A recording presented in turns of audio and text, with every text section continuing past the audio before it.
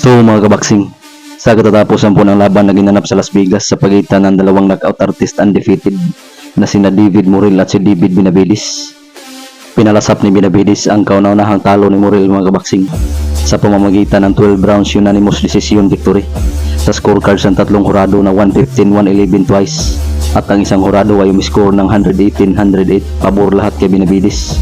Bagamat dinomina ni Benavides ang nasabing bakbakan mga kabaksing, ay nakatikim din siya ng isang down dahilan kung bakit binilangan siya ng referee sa round 11.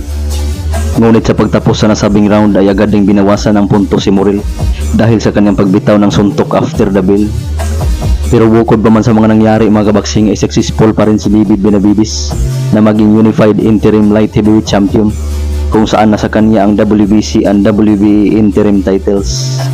Dahil dyan ay nag-improve na ngayon ang malinis na kartada ni David Benavides sa 30 wins with 24 knockouts. Samantalang ang Cubano na si David Morrell ay nalasap ang kanyang kauna-unahang talo na may 11 wins with 9 KOs. Samantalang sa co-main event mga kabaksing ay matagumpay din ang pinatulog noon ni Naoya Inoue na former unified super bantamweight champion na si Stephen Fulton, kung saan isa na siyang ganap na kampiyon ulit ngayon. Ngunit sa pagkakataon na ito ay sa featherweight division na. Ito'y matapos niyang talunin kanina ang WBC featherweight champion na si Brandon Figueroa sa kanilang rematch. Hindi umubra ang style ni Figueroa sa estilo ni Fulton mga kabaksing, dahilan kung bakit tinalo siya ulit sa kanilang rematch kanina via unanimous decision, kung saan umiskor ang tatlong hurado ng 117-111 at ang dalawang hurado ay parehong umiskor ng 116-112.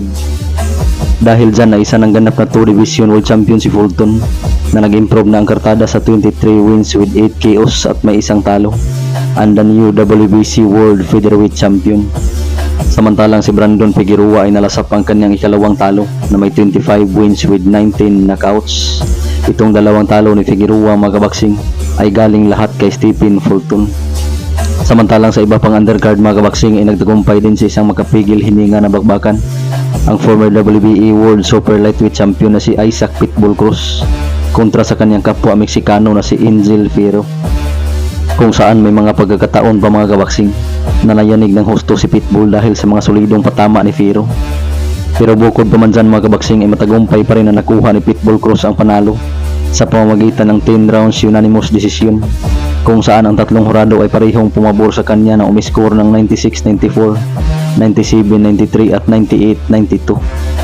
Dahil sa kanyang panalo ay nag-improve na si Pitbull sa 27 wins, 18 KOs at may 3 defeats at 1 draw na kartada. Samantalang si Angel Fierro ay nalasap ang kanyang ikatatlong talo na may 23 wins with 18 knockouts. Samantalang sa iba pang undercard mga kabaksing ay nagtagumpay din kanina ang undefeated knockout artist na alaga ni Floyd Mayweather Jr. na si Cormel Moton, kung saan kanyang tinalo ng walang kahirap-hirap ang Cuban fighter knockout artist din na si Frank Saldivar sa pamamagitan ng 3rd round technical knockout. Sa kasalukuyan na nag-improve na si Moton sa kartadang undefeated na 7 wins with 6 knockouts.